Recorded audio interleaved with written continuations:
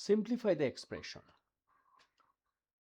Here is a fraction in numerator x² + 9x - 36 and denominator x² + 3x - 18. So if we factorize this 36, 12 times 3 will be 36, and also 12 minus 3, it will be 9. Again 36, we can write 6 times 3 is a 36.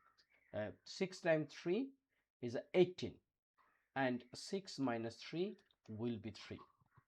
So as per middle term factor, once we make this, we have to find out these kinds of factorization.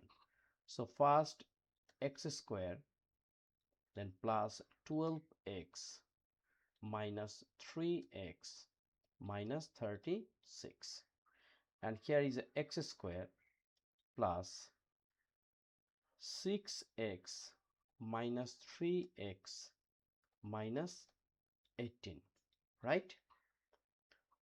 Now from here we can take common x, so x plus 12, and here minus 3 once we take common, so x plus 12. In denominator we can take common first x, so it will be x plus 6, and here will be minus 3 once we take common, it will be x plus 6,